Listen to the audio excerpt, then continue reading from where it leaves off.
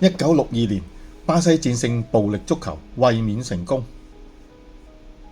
巴西喺1958年第一次攞到世界盃冠軍，亦都係第一支喺自己所屬州份以外嘅地方贏得世界盃嘅球隊。4年之後嘅1962年世界盃決賽周翻到南美洲舉行，加上球王比利球技逐漸成熟，所以比賽仲未開始就已經成為冠軍大熱門。結果巴西再次贏得冠軍，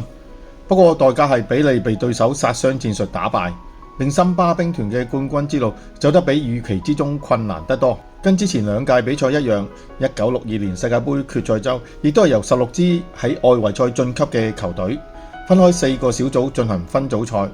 同以往稍為唔同嘅係，呢一屆嘅分組賽係第一次採用如果分數相同嘅話，就以得失球差決定排名，比以往同分就要完全依靠運氣嘅抽籤決勝負嚟得公平。結果英格蘭就係咁樣將阿根廷淘汰，成為 D 組第2名球隊晉級8強。或者係足球運動到咗1960年代已經發展得比較成熟，所以唔少球技冇咁好嘅球隊開始揾到克敵制勝嘅招式。第一個就係防守戰術。由於足球比賽本身就係比邊個入波多嘅遊戲，所以以前嘅球隊都係踢5個前鋒，後衛反而只係得2個。不過到咗60年代，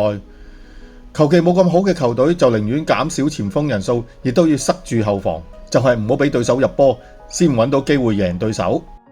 因此1962年嘅決賽周係第一次平均每場比賽入波少過3球嘅，亦都睇到足球運動變得越嚟越重視戰果。對於較弱嘅球隊嚟講，另一個爭取贏波嘅絕招就係犯規，加上嗰陣時嘅規則對犯規監管得好寬鬆，所以縱容咗好多粗暴攔截。球王比利就係受害者。佢喺第一場比賽雖然入波協助巴西擊敗墨西哥，不過已經俾對手踢到受傷。第2場對捷克斯洛伐克嘅比賽，比利更加就被踢到無法支持落去，喺呢屆賽事嘅餘下階段都只能夠坐喺場外做觀眾。還好天生長短腳嘅天才球星加連查以及阿馬列杜、華華等人及時撐起巴西隊，令到巴西一路克服對手嘅殺傷戰術，喺淘汰賽階段擊敗英格蘭同埋地主國智利打入決賽。除咗比利，唔少球員亦都被對手惡意傷害，令呢屆賽事幾乎每一場比賽都有球員雙腳走入球場，但係就無法踢完比賽，需要瞓喺度離開。而且仲有分組賽出現咗著名嘅聖地牙哥之戰，事件起源係2名意大利記者喺世界盃開始之前喺報紙刊登文章，話智利首都聖地牙哥係充滿罪惡嘅破落城市，令到智利人相當憤怒。剛好智利同埋意大利喺分組賽就要交手，於是2支球隊踢得好火爆。意大利嘅費里尼踢咗8分鐘就因為蓄意踢對手而食咗紅牌，費里尼仲要唔願意離開球場，令比賽停止咗8分鐘。後來雙方球員寧願踢對手都唔踢波，寧願唔贏波都要踢死對手。於是意大利嘅大衛喺41分鐘亦都領咗紅牌。少咗2個人嘅意大利後嚟自然唔係智利嘅對手啦。最終智利以2-0贏波。比賽之後，雙方職球員更加肆無忌憚咁打起嚟，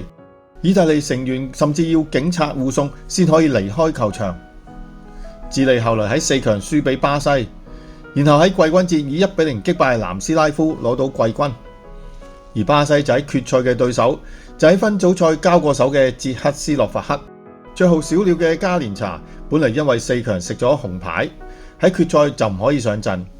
不過後來巴西總理以巴西民意為由，說服咗國際足協網開一面，甚至有傳言話國際足協喺開會之前收到錢，令到決賽喺充滿黑幕嘅籠罩之下舉行。雖然捷克斯洛伐克想再次施展殺傷戰術，克制巴西嘅天才球員，而且15分鐘由馬薩普斯特打開比數，不過巴西球員實在太犀利，就算捷克斯洛伐克想犯規都唔得。結果巴西由阿馬列杜、薛杜同埋華華嘅入波，以3-1反勝，成為繼意大利之後第2支連續2屆都攞到冠軍嘅球隊。加連查等6名球員都射入4球，於是佢哋就分享咗金靴獎榮譽。而加連查當選為賽事最佳球員，奠定咗唯我獨尊嘅地位。